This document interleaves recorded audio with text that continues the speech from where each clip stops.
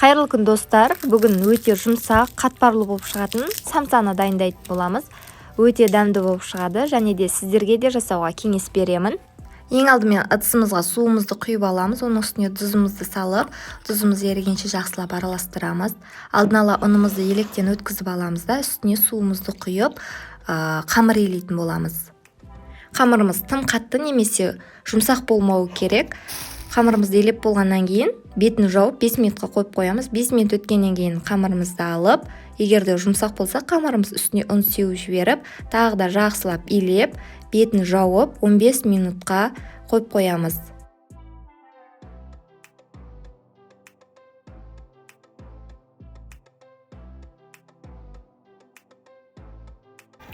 Енді керекті майымызды ыдысымызға салып, жақсылап ерітеміз.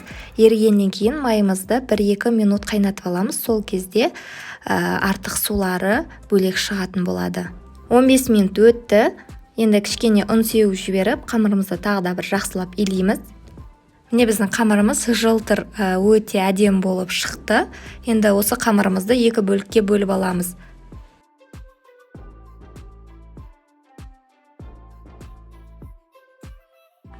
Қамырымызды ұн себе отырып, орташа етіп жаямыз.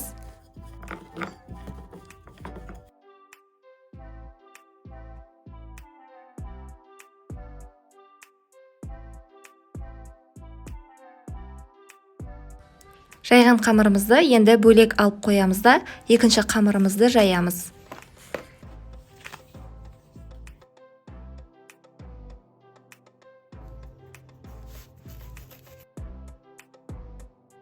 Екінші қамырымызды жайып болдық. Енді жайған қамырымыздың үстіне сары майымызды құйып, жақсылап щетканың көмегімен жаны-жағының барлығына жағып шығамыз.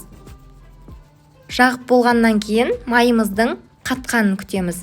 Кейін үстіне екінші қамырымызды бетіне жауып, жақсылап тағы да майымызды құйып, тағы да щетканың көмегімен жан-жағына барлығын тегістеп жағамыз. Тағы да майымыздың қатқанын күтеміз. Еріткен майымыздың тек майын жақтық, түбінде суы қалды, көріп тұрғандарыңыздай. Енді жақсылап қамырымызды орайтын боламыз.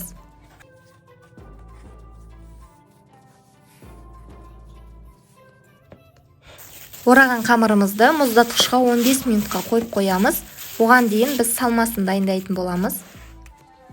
Салмасына фарш, үстіне ұсақтап туралған пиязымызды және де дәміне қарай тұз, қара бұрышымызды салып, жақсылап араластырамыз. Салмасына не қоссаңыздар да білесіздер, картошка қоссаңыздар да, асқабақ қоссаңыздар да. Қамырымызды мұздатқыштан аламыз. Самсаның көлеміне байланысты қамырымызды бөліктерге бөлетін боламыз. Дәл осы кішкене бөліктерден 30 шақты самса шыққан болатын. Енді қамырымызды кішкене ұн себе отырып жаятын боламыз. Жұқа емес, орташа қылып жаямыз. Және де ортасына салмасын саламыз. 1 қасық немесе 2 қасық.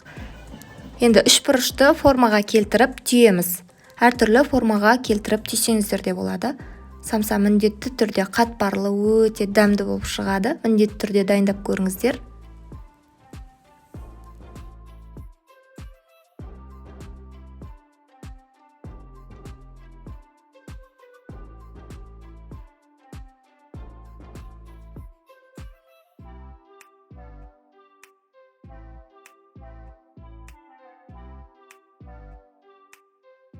Барлығын түйіп болғаннан кейін бетіне жұмыртқамызды жағамыз және де бетіне күнжіт немесе мак сепсеңіздер болады.